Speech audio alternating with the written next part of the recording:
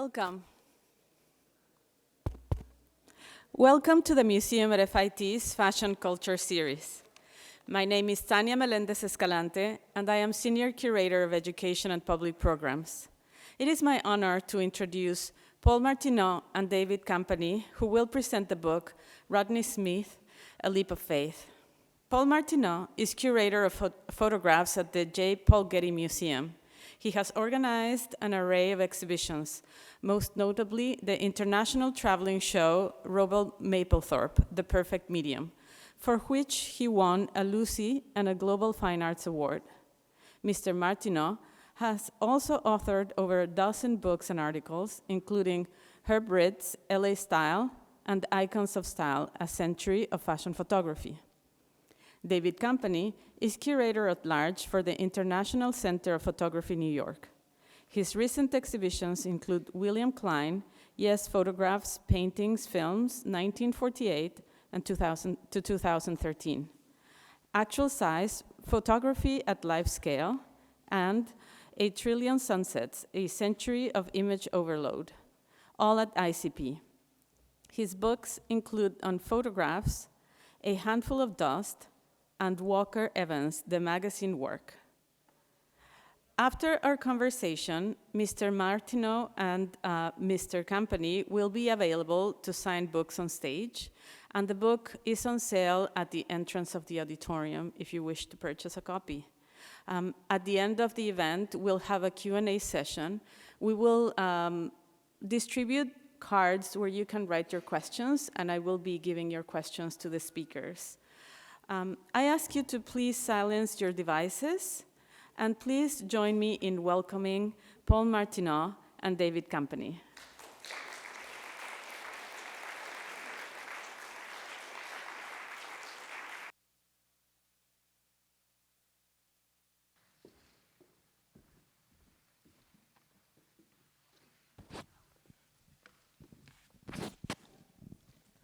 Thank you very much for that generous welcome.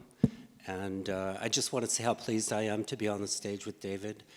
He's someone that I've looked up to over quite a long time.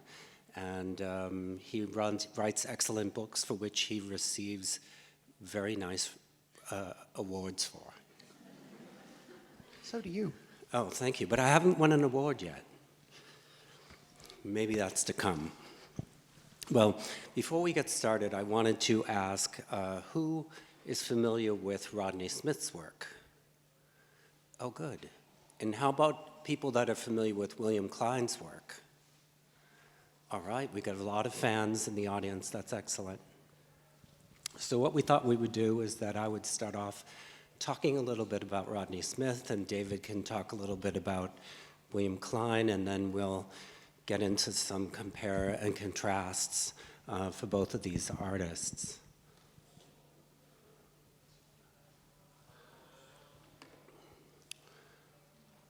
So the pictures that you see on the screen were the beginnings of Rodney Smith's career in fashion photography. He was coming off of a period in the 80s where he was making corporate portraits of CEOs, environmental portraits that really changed the nature of corporate photography. And the people that were working at the time saw these pictures and realized that he could make fashion pictures. If he could make pictures of men in environmental situations in a landscape, that he could do it with fashion. So a number of the heritage retailers like Brooks Brothers and Saks Fifth Avenue and Neiman Marcus hired him to start making fashion pictures.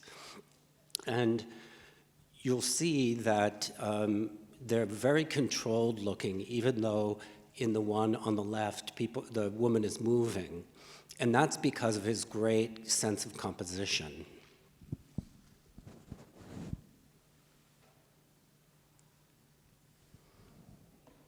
And in this next one, he was doing some work for Brooks Brothers.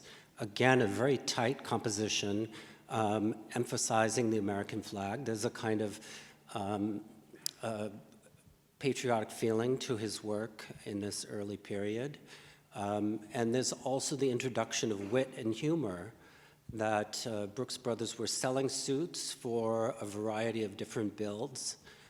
So there's a skinny gentleman and a stout gentleman, and he put the skinny gentleman standing and the stout gentleman sitting to emphasize those differences in their postures.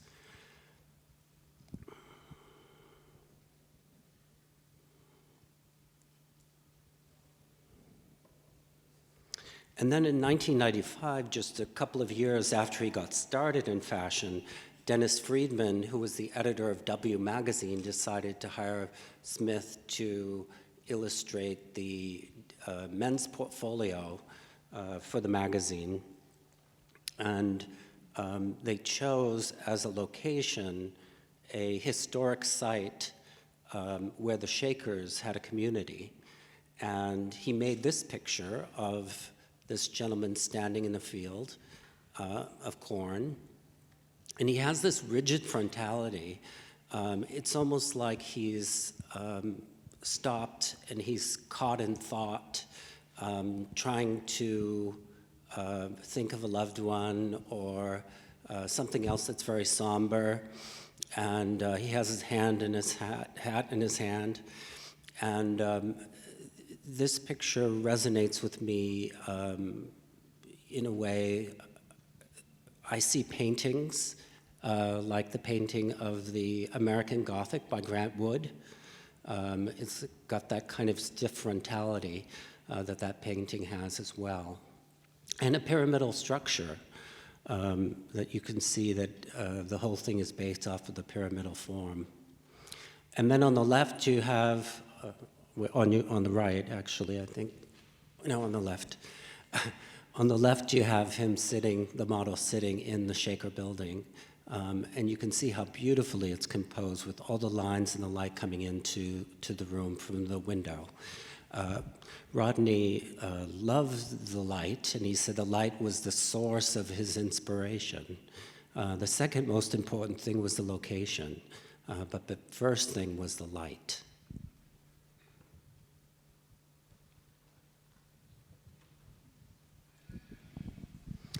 And here we have one of his favorite female models named Bernadette. And when he searched for his own models and chose them himself, he avoided famous models or celebrities because he felt like that would steal the narrative away from him and his picture. He liked models that were mysterious looking, that were elegant, and you can see Bernadette fulfills those needs very well.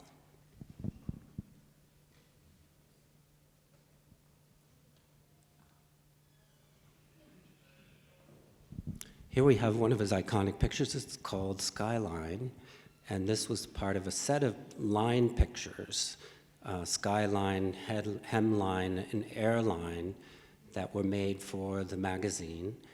And there was a good deal of location scouting going on to find a location on the Hudson River where you could see the New York skyline. And they finally found a location, but in order to make the picture, they had to rent a barge and pose all the models on the barge. So the barge moves, so that posed another issue of trying to be able to get everyone lined up with the skyscrapers in the back. So it was really some choreography going on to make the picture. And the person who was the art director wanted to cancel the shoot because of the rain, but Rodney liked the rain. He thought it brought atmosphere to the picture. And the picture hasn't been bought by many New Yorkers since the tragedy that we had in 2011. I guess it was just too close to home. But it really marks a special period before that accident happened.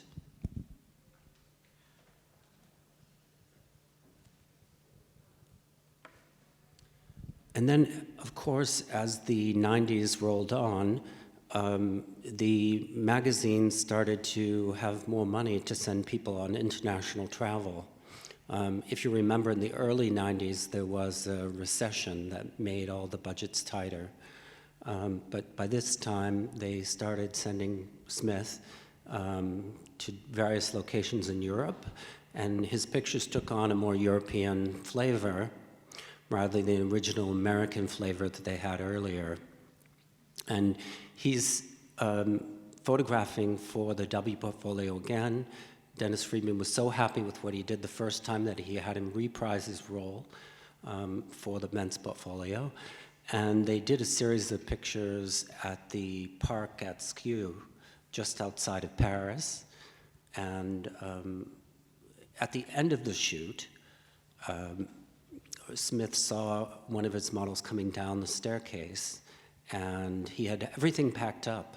And he saw this picture and realized it would be good.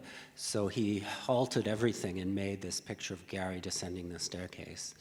And this is what a lot of photographers who work for magazines or on commission do, is after they've made the pictures that have been commissioned, then they take time to make their own work, separate from the ones that were commissioned.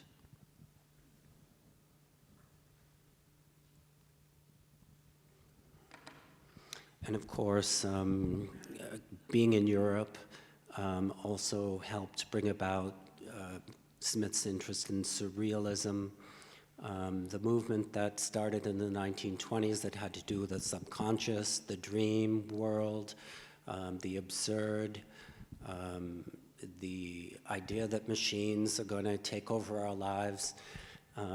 It has a kind of menacing aspect. And on the left, we have a picture of some men in a vineyard with bowler hats and large shears. They're cutting grapes. And this was actually an ad for champagne. And when you remove the titling for the champagne and the pictures of the glasses of champagne, it starts to become a different type of picture, one that is slightly menacing. You know, are these robots that are going to go haywire and snip everybody into pieces?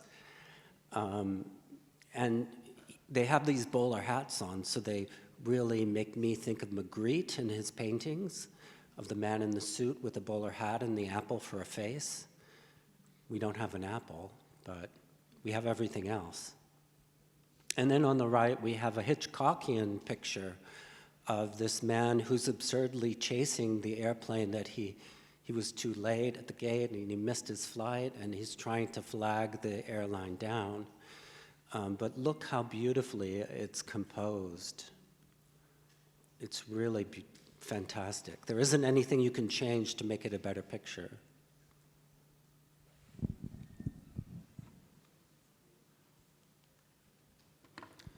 And you notice that all the pictures were black and white that we looked at previously. It wasn't until 2002 that Smith decided to try color photography. And part of his resistance had to do with the fact that previously color photographs really were considered the province of commercial photographers. And Smith didn't like the output. He didn't care for the Polaroid or the chromogenic print. In part because those pictures, those kinds of prints aren't lasting. But he also wasn't a big fan of the papers or the kind of coloration of those printmaking processes. So it was in 2002 when they received an Epson SureColor printer, and Smith's assistant, Patricia Barrett, began to test the printer and show Smith all the ways it could be put to use. The fact that he could decide on his own margins and own size, and he could choose the type of paper that went in the machine, that he had a lot of options with this printer. And so Smith created a little studio in his garage and invited Bernadette to the garage to make these pictures. And they're very different from the ones that you normally see, because I think he thought, if I'm going to experiment, I'm going to go all the way. I'm going to do something totally different than what I normally do.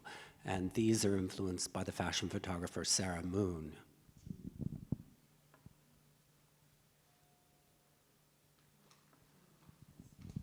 And then here we have examples of Smith taking a lesson from the Northern Renaissance painters like Jan van Eyck.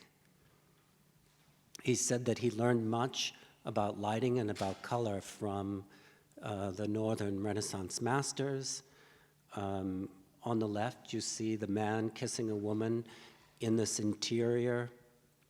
The door is red, which symbolizes passion, and the back room is kind of a light green, which is more of a symbol of growth, maybe even fecundity. And you can see those colors being mirrored in the painting by Van Eyck. And there's a little dog there. The little dog represents fidelity. But in the modern picture, there's a cat, and the cat doesn't mean that at all.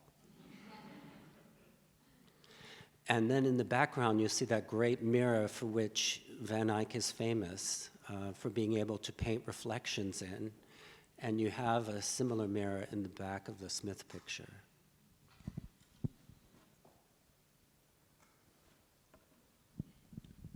One of the criticisms that artists leveled against people that used color photography during the 1950s was that they lacked the control and that the colors were too bold. So this is an example of very subtle use of color. And the French call it cameo. It's the monochromatic color. And Smith is dressed as model in a dark blue suit. And everything is kind of leading towards the reading of the book. The way the light comes in from the windows outside, they make a lovely pattern. And then her pose with her arm extending from her neck down to her torso create this pattern for the eye to follow down to the book.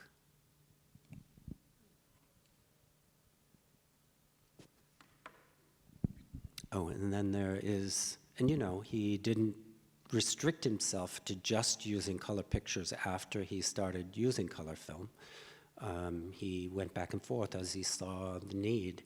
And in this picture, he's employed one of his male models, and the male models kind of represent all the things that Smith wished he was as a person.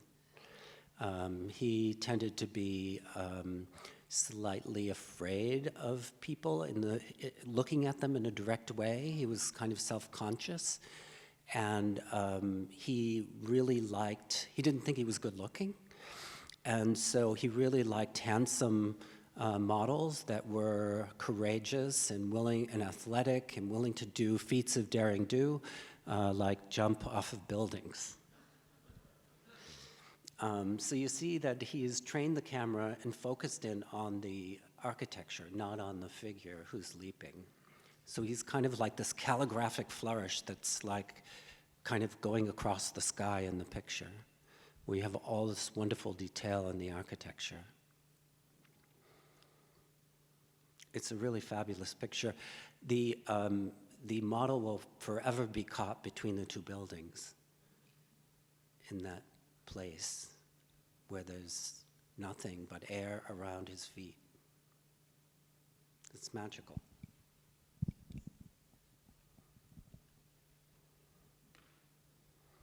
And keeping with our surreal feeling, we have a model who's wearing a bridal gown standing on top of this boat. And again, the composition is really beautifully centered with a kind of pyramidal structure. But what is a bride doing out on this boat without a groom? And what does her stance mean? You know, what is this pose about?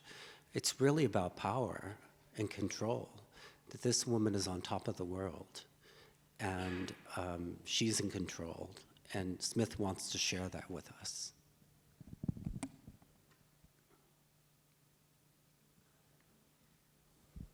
This picture is about scale, and the model in this picture, Sayori, is very petite, and she's out on the edge of the wing. And it was also about the momentary changes in the atmosphere. It was a kind of dark afternoon, and finally the sky opened up and there was rays of sunshine that burst through, so he could create this amazing picture. This woman in this peach-colored gown surrounded by this azure blue sky and sea.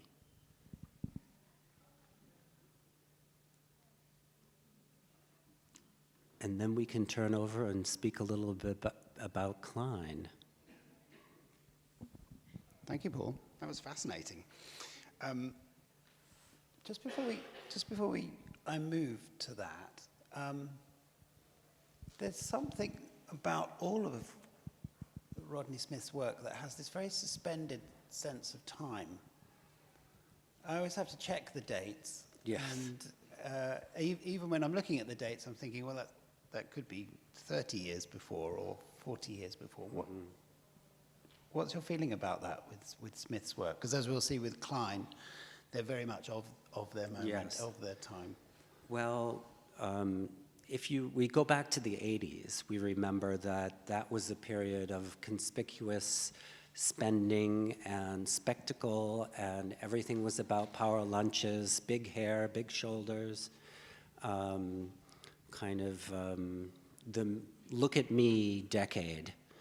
And the 90s, we had a recession, and we had minimalism taking over fashion. You can think of the slip dress. You can think of the rotation away from very athletic models to waifs, like Kate Moss, and the big hair going down to very short cuts.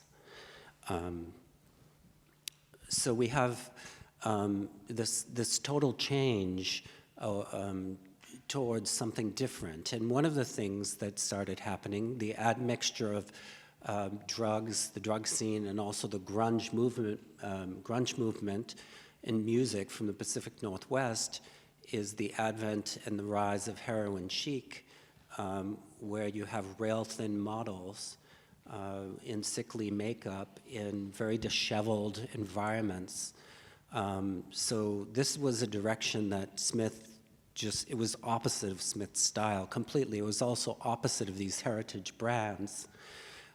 So there was a return to the past, and there was a kind of sentimentalism for past styles. So that's what you see in those early pictures that I put up from the 90s. I like this pairing because you immediately get a sense that there's a different disposition about Klein, a different sensibility somehow. I wouldn't say he was a kind of bad boy of fashion or any cliche like that, but he was definitely a rule breaker and bender. He'd seen that models in Vogue were, I think it was John Schakowsky from Museum of Modern Art who said that the models in Vogue in the 50s looked like ballet dancers who had retired early and married well. Kind of cruel, but a little bit true. And that was the kind of background that Klein inherited. So they would be, if they were smoking at all, they would have like a cigarette holder or something like that. And Klein said he wanted, in this shoot, he wanted her smoking much more like a sailor. You know, having a good old drag on that. Well, they say Barbara Mullen could swear like a sailor. Yeah. Nice to see these two together. Like Smith, Klein was not particularly happy in the studio, just like the energy and the spontaneity of being outside. Had never really intended to be a fashion photographer. In fact, it was in Paris, actually. He was born on the edge of Harlem, 1926, but really wanted to go to Paris and was there from 1948, was an abstract painter, and an abstract darkroom artist, not using negatives, just using light on paper. Had an exhibition of these in 1954 in Paris that was seen by Alexander Lieberman, art director of Vogue USA, who was an artist himself. He was there to see the fashion shows, met Klein and said, come back to New York and work for me at Vogue. Klein said, what am I going to do? I haven't never even thought about being a fashion photographer. And Lieberman said, you'll pick it up. You have a kind of graphic sensibility. You'll learn how to do it. And Klein said, I'll do it if you give me a little account at the local photography store and I can make pictures on the street at the same time. So Klein is not exclusively a fashion photographer by any means. He's switching between that and shooting out on the streets. I love this one. Nice to see the full frame, which is what Klein would put in his own books and exhibitions.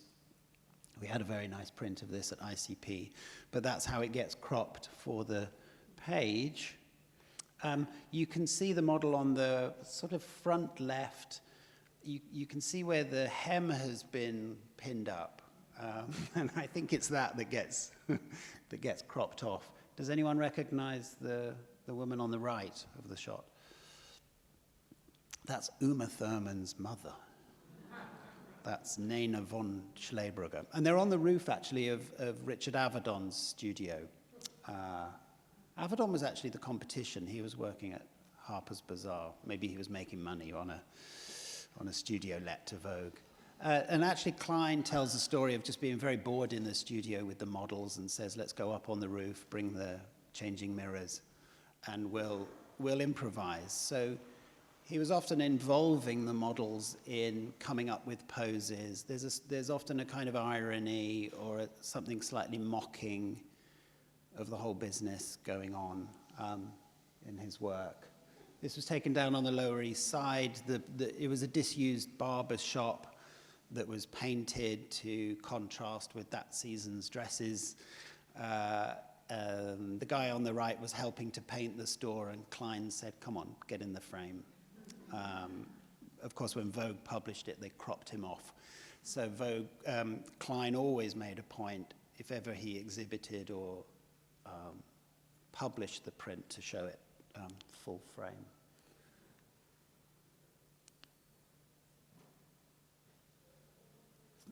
Interesting to talk about technique here. Klein saw himself as a sort of inventor and problem solver, problem inventor, in a way. Set yourself a little challenge. He got bored very easily and was often looking for some kind of difficulty or some kind of invention that might keep him interested. These are long exposures and flash exposures. So the models are in complete darkness. Somebody in a black outfit with a flashlight in a long exposure is tracing the lights behind the model, and then a strobe flash lights the model. So you have a long exposure and an instantaneous picture all in one picture. Clever. Taken with a very long zoom lens on a Hasselblad, I believe, at Piazza di Spagna in Rome. He's in radio contact with someone on the ground who's instructing the models what to do and where to stand. But the rest of the photo is documentary. It's just a street shot. No one else is in on it apart from the models. So there's a kind of controlled chaos going on. Faces painted out here. Klein would often come up with an idea and would propose it to Lieberman. And sometimes Lieberman would say yes, and sometimes he would say no, and it took Klein a while to figure it out. And what he figured out was, as long as he showed the texture and the line of the garment, it really didn't matter what else was going on in the shot. So through all of this kind of restless invention, just keep an eye on the garments. I mean, even if I flick back here, the garments are really well shown. It's Vogue, right? You've got to do that. And Lieberman didn't mind, whatever pyrotechnics or reinventions were going on within the shot, as long as the garments were shown. But it's interesting to think about. I really don't think fashion photography is ever completely separate from other kinds of photography. And often the energy or the interest comes in the overlaps between them. So this is Klein making a picture in Dakar, Senegal. He's in the West Africa in the early 60s, shooting for various magazines. And here he is escaping his minders in... He used to slip out the back of the hotel in Tokyo so he could go and shoot alone, and found his way into this hairdresser's salon. Here he's photographing facades of buildings in Paris, printing those facades large, bringing them into the studio, and then having the models pose in front of them. So the models are out of scale with the backgrounds, but still the same thing. The line and the texture of the garments are really well shown. Nice to look at the layouts because, of course, it's the bane of photographers' lives. You know, they make these beautiful compositions in there through the viewfinder or on the ground glass screen, and then they are not the art directors of the magazines. They're not doing the layouts, so they're often getting cropped in one way or another. Klein always wished that he worked with Alexei Brodovich at Harper's Bazaar, who was actually a much more inventive graphic designer and art director. I don't think that would have actually served Klein. There's so much energy going on in his pictures that I think he needs quite a sober page layout to balance that. That's my view, not his. Here's a frame from one of his films. He made a satirical film about fashion, which he knew really well by the mid-60s, called Who Are You, Polly Magoo? And then there's one of his early street photos that he took pretty much in his first year back in New York while he's learning to be a Vogue studio photographer at the same time. He moved out of fashion photography really at the end of the 60s, concentrated much more on filmmaking, making books of his documentary pictures, and was lured back later in life. So at this point, he's born in 20, I'm just doing the maths quickly. So he's 83 at this point, and still shooting with the energy of a 25-year-old.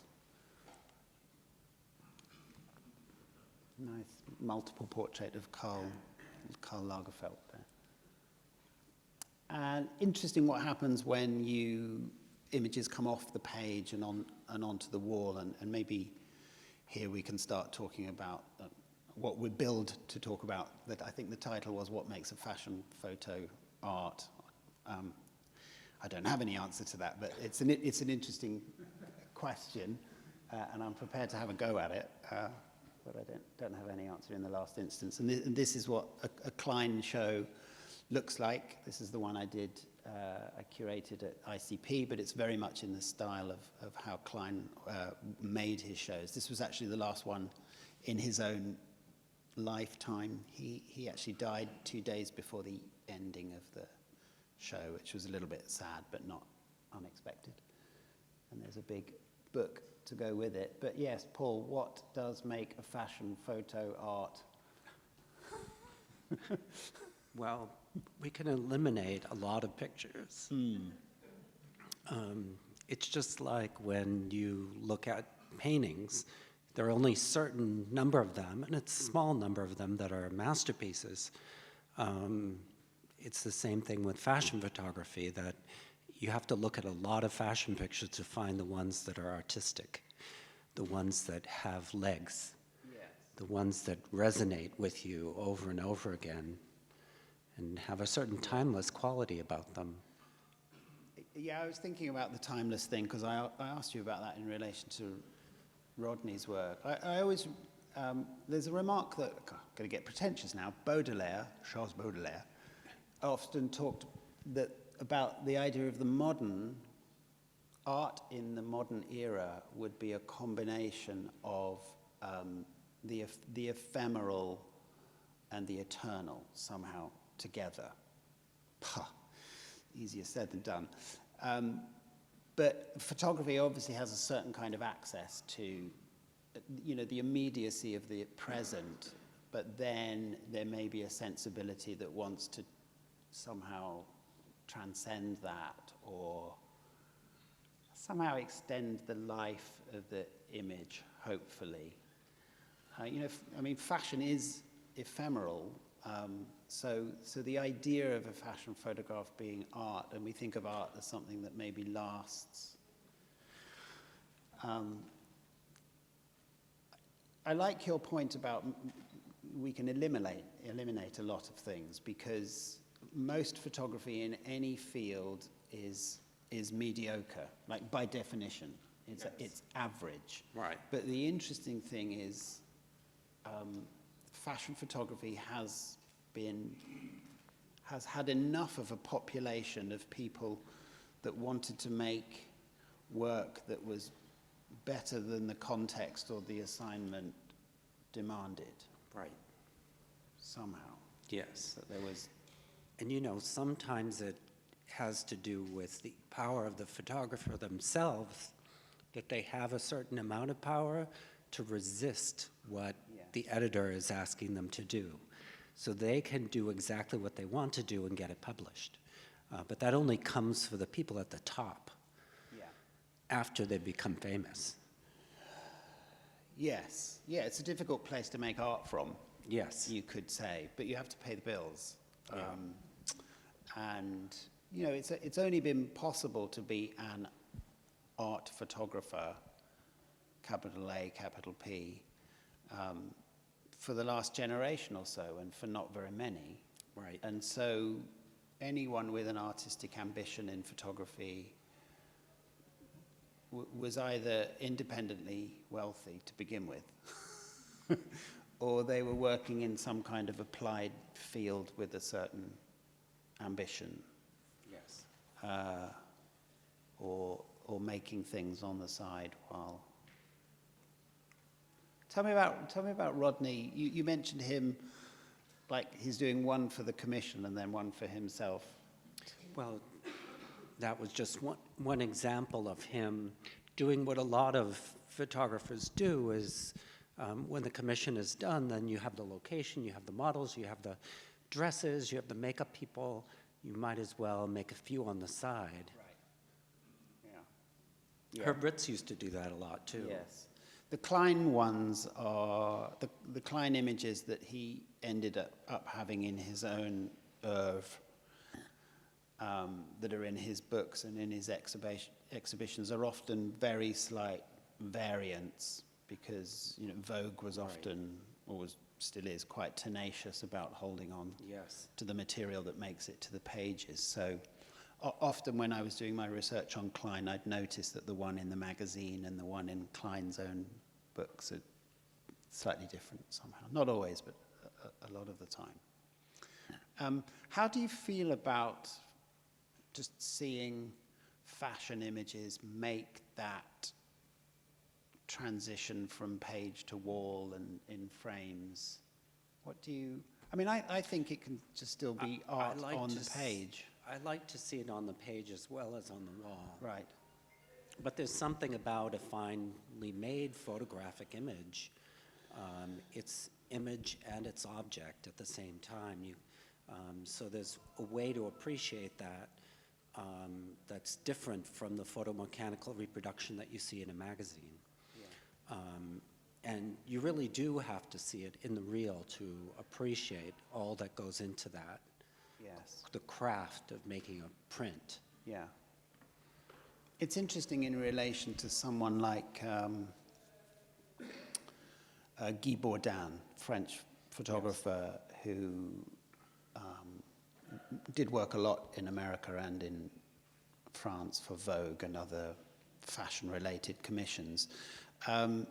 He found the page was enough. He had enormous artistic ambition, but no great desire to come off the page and onto the wall. Never did a book in his own time. Right. If he had exhibitions, they were actually of his paintings. They weren't. They weren't of his photos. There's something quite honourable about that. Somehow. He was happy to stay in his own lane. Yeah.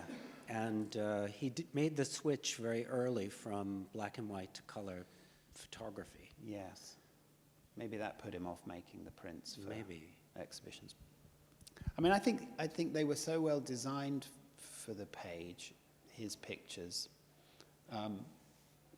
that maybe that was just enough. But it's true that if the fashion magazine is a lane, then it's, well, apart from people who look like you and I who are interested in old magazines, most of the time they get thrown away, which means a lot of the great culture gets thrown away. And I think a lot of photographers wanted, if they wanted any kind of posterity, even in a less than pompous sense, I think they knew they had to get off the magazine page. And right.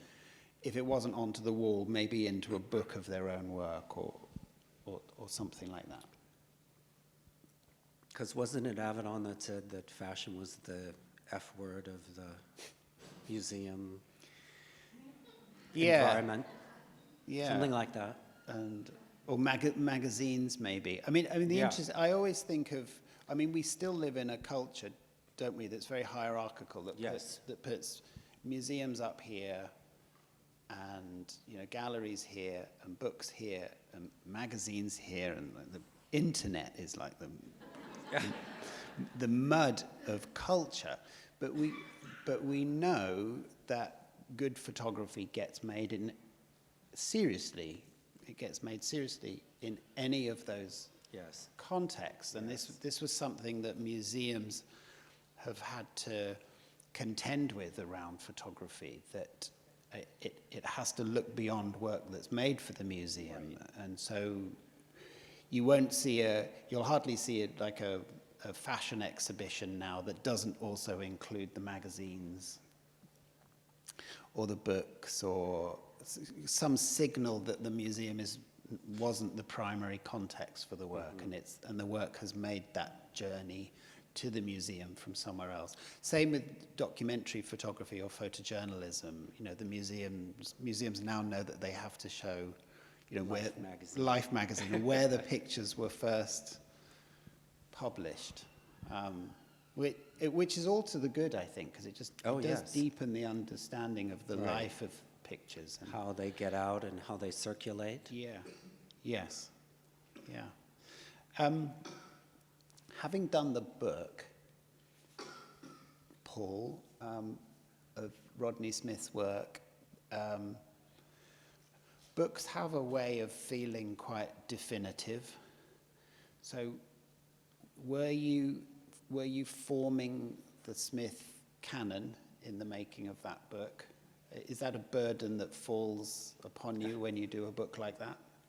It does, and I think I was reacting to the books that had been done before, that there seemed to be a certain group of pictures that were occurring over and over in the books, and I wanted to expand on that and create some new favorite pictures for people. Also, just to expand the, what people could learn or see in the work as well. Different aspects of Smith that hadn't been really touched upon previously. Yeah. And one of the things was also making it more accessible to a wider audience. So that was part of the goal, telling the whole story. It had never been really told in a book, from start to finish. Yeah. So that's kind of what I saw as my goal. I'm often frustrated by the fact that photographers... Oh, we've got questions from you. I'll just ask one last one to Paul. Then we get on to the real questions. I notice very often that photographers get reduced to a small number of images, almost like a kind of greatest hits, which often serves them very poorly, that there's much more to their work. And it often happens just after a photographer has died. So Smith died in 2016, yeah. And I noticed immediately when Klein died last year that the obituaries and the tributes were carrying the same few photos. And I think that's probably inevitable, but I think there's a certain obligation on people like you and I to kind of keep that door open and keep a sense of the work wide, if it is wide. Right. Because it doesn't really serve us very well to just have it reduced to the 6 or 7. Right. A recent project that I did on image in Cunningham, I was really happy because one of my colleagues in the museum said, wow, you really expanded the way I think about Imogen and her work. So that's, you know, one of the greatest compliments that I had received, because we always think of, you know, the magnolia blossom, and there's a few other pictures, the tulip, and that's it. I'm curious, what do you have in your lab? Okay.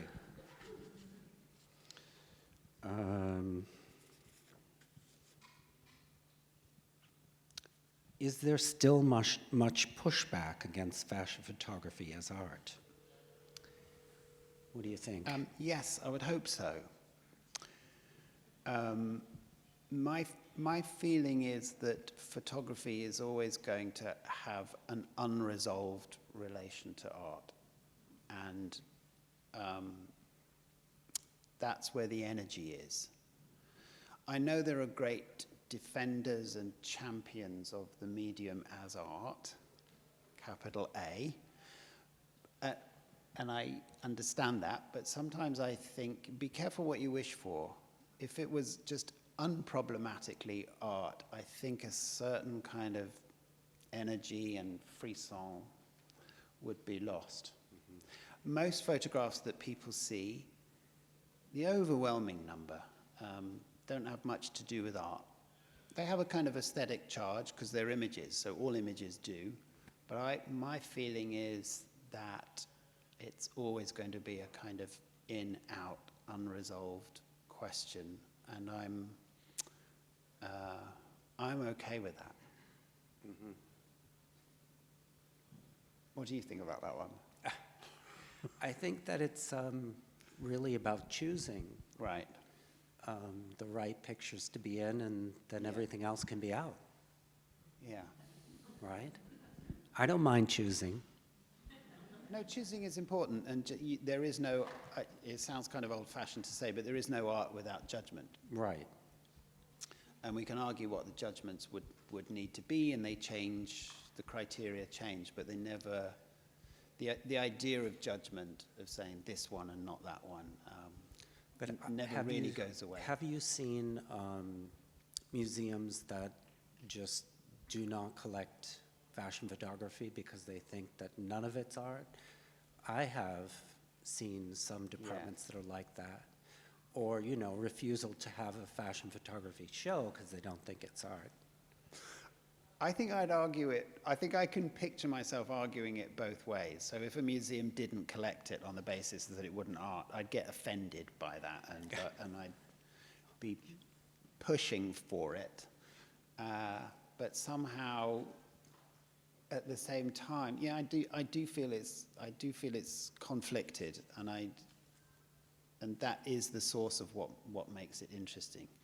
I mean, there are certain photographers that definitely operate in the field of art and only in the field of art and might quote or relate to fashion photography in the kind of commercial applied sense, and there it gets interesting. But I think all photography in art has a relation to photography outside of art. Mm-hmm. If you're a painter, art is your only context, pretty much, unless you're, I don't know, a set decorator or something like that. Or you're Thomas Kincaid. Yeah. Okay. But generally, but with photography, that's not the case. It's messier. Yes. Let's see. Shall I read some while you're... Yes, we can divide them because there's so many. Do you think that Klein or Smith had a period when they were most creative?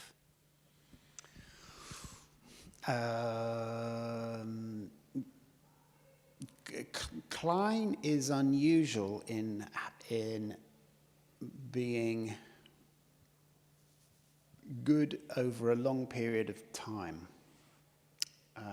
I think the years that he was really making the fashion work at Vogue were from around 56 to 67. And I think it's extraordinary, but I think he put that same energy into other things. I think if he'd kept going with fashion, they'd have maybe been just as good. I don't think it tapered off.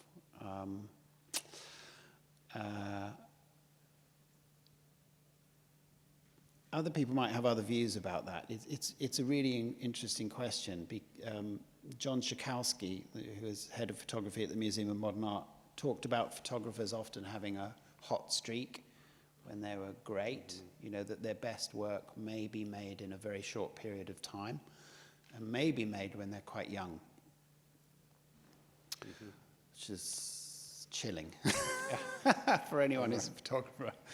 It's not entirely Well, there is true. Julia Margaret Cameron, Yeah. who didn't start working until she was 48. But Schakowsky would say she does her best work when she's young to the medium. Yes. I don't necessarily mean young in years, Right. but young to the medium. Can I read one? Yes, go ahead. In the highly competitive fashion world, what can you recommend for a new photographer? Be better than anyone else. Yeah. Yeah. And I would recommend that the person look to the past and learn what has been done in the past so that they don't think they're inventing something new when they're not. Oftentimes we have people come to our study room and they show us their work and they say, oh, this is the first time anyone's ever done this. And I'm like, no, they were doing that in the 1860s. I take the opposite view of that. As a teacher, I ask myself a lot what photographers should know.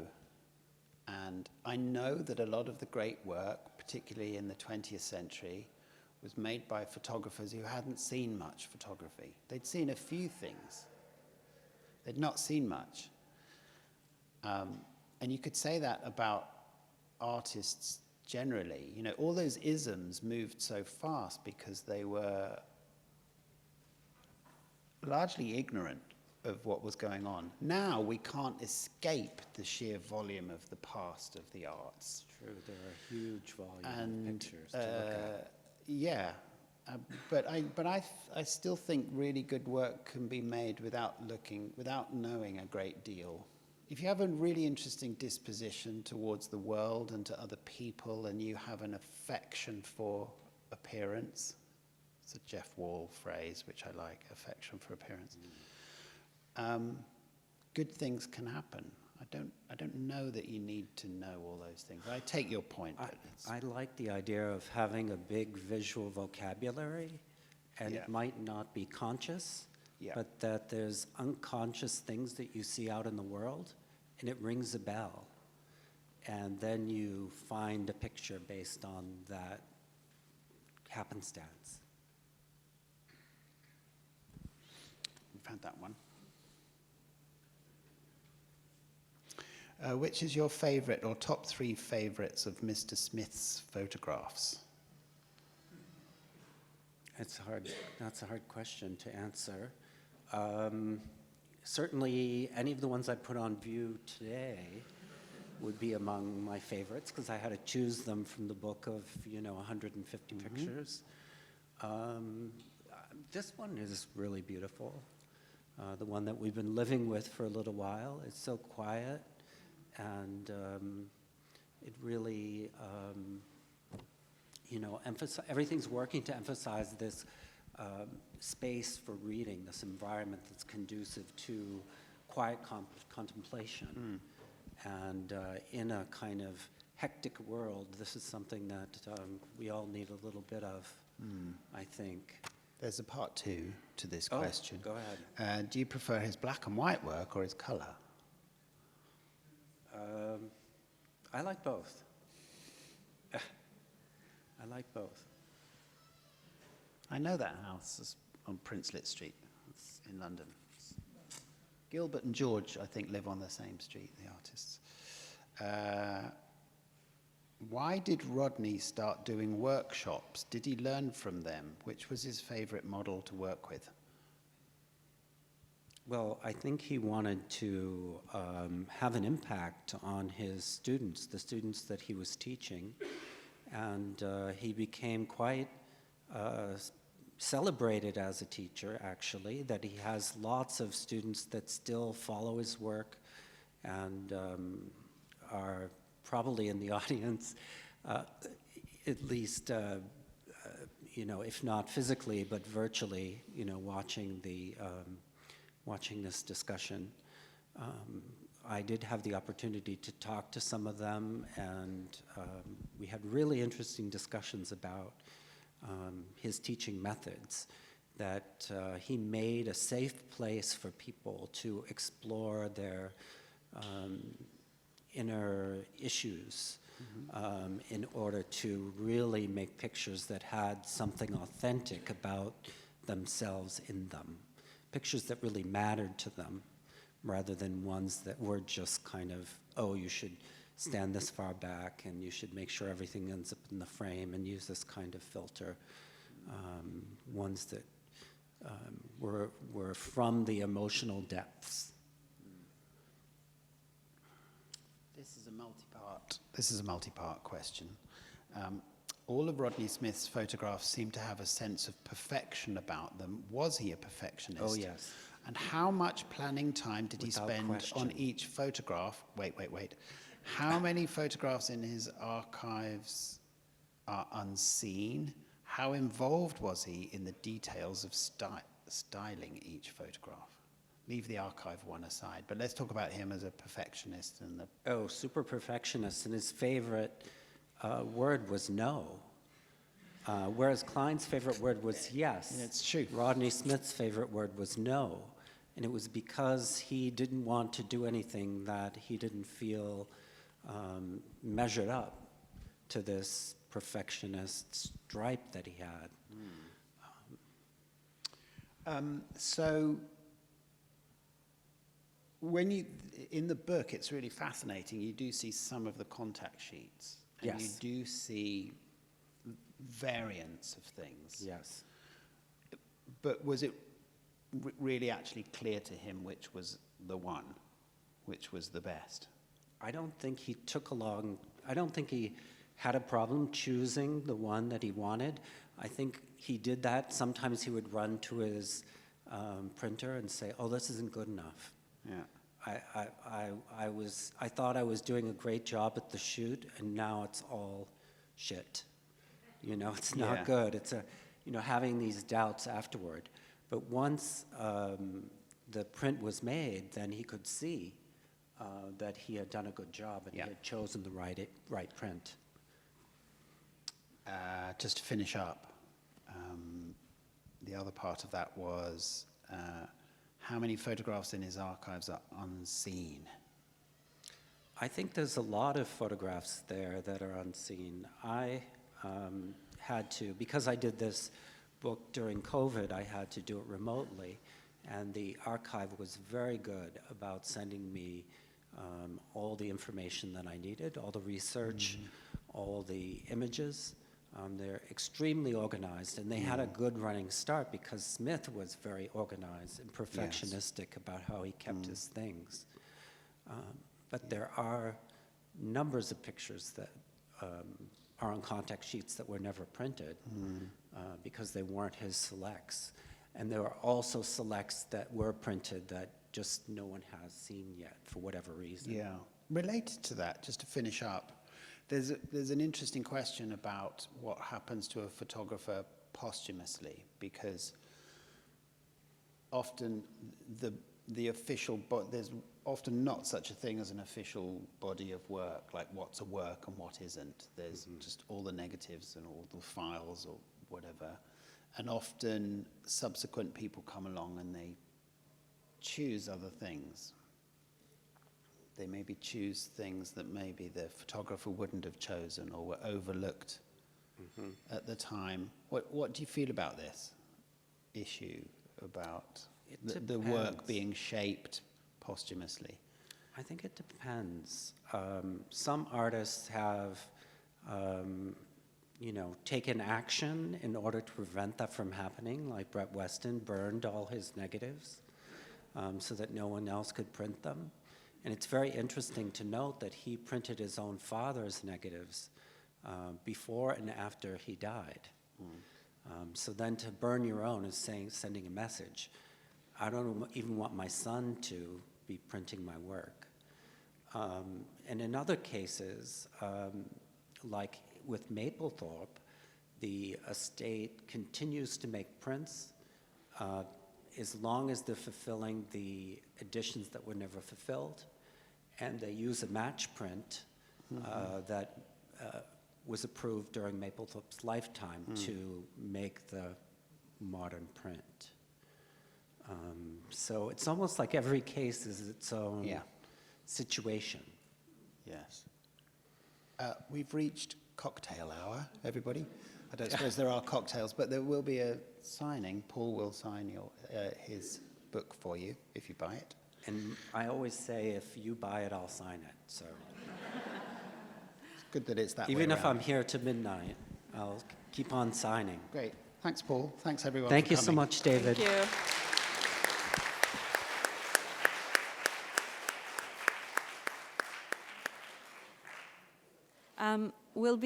The book signing will take place on stage.